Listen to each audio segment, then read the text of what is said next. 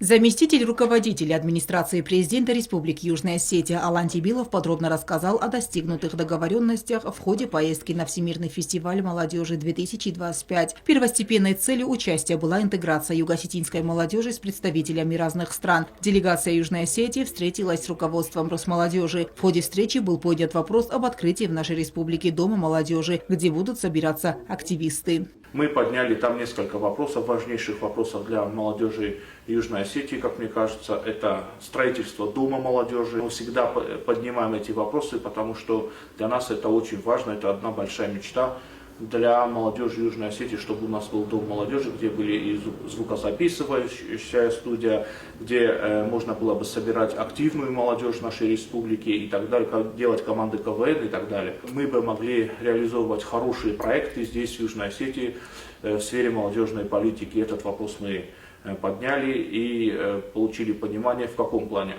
Значит, дирекция Всемирного фестиваля молодежи – это подразделение Росмолодежи.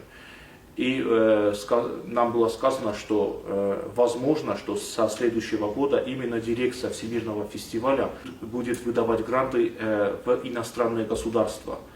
И в скором времени у нас ожидается заключение договора, чтобы мы могли, молодежь Южной Осетии могла в числе первых участвовать вот в этом грантовом конкурсе. Алан Тибилов также подчеркнул, что им удалось провести плодотворную встречу с заместителем председателя правления движения первых Маратом Закировым. Важно отметить, что это всероссийское сообщество детей и молодежи, которых объединяет стремление к саморазвитию и любовь к родине. Стороны договорились сделать первый совместный проект и открыть в нашей республике школьный клуб дипломатии. Договорились сделать первый совместный проект, это открыть школу дипломатии в Южной Осетии. Уже в 6-й школе есть школа дипломатии, может быть на ее базе.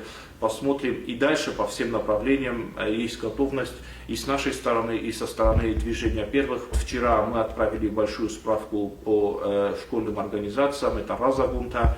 Значит, они приняли это к сведению. И, как вы знаете, у нас сейчас здесь фонд культурных инициатив, который проводит большую программу. И сразу же после этого мы переключимся на проекты, связанные с движением первых.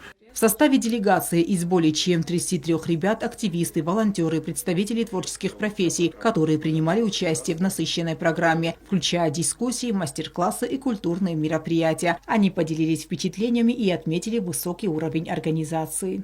Хотелось бы, во-первых, сказать дирекции Всемирного фестиваля молодежи большое спасибо, потому что слет нас не разочаровал, он нас впечатлил. Как открытие, так и закрытие. И вообще в целом вся программа фестиваля, она была прекрасна. Впечатления самые, что ни на есть, прекрасные. Я осталась под большим впечатлением, как и от общения с молодежью с разных регионов, как России, так и с иностранцами. Знакомства, их было колоссальное количество. Я думаю, что все остались под большим впечатлением, вся делегация. Мы задумали забрать с собой наши национальные костюмы и познакомить молодежь с разных регионов с нашей культурой. Действительно, приятно бывает так открыто пообщаться с людьми, даже если они других взглядов, других мировоззрений. И да, он правильно сказал, действительно, молодежи по факту без разницы. Им главное развиваться, учиться, знакомиться и дружить. У нас активная молодежь, отметил Алан Тибилов, и поэтому нужно их вовлекать в такого рода мероприятия. В следующем году Всемирный фестиваль молодежи пройдет уже в Красноярске. Планируется, что представители нашей молодежи снова станут участниками фестиваля. Алена Утаева, Заур Остаев, Зарим Арсоева. Информационный выпуск сегодня.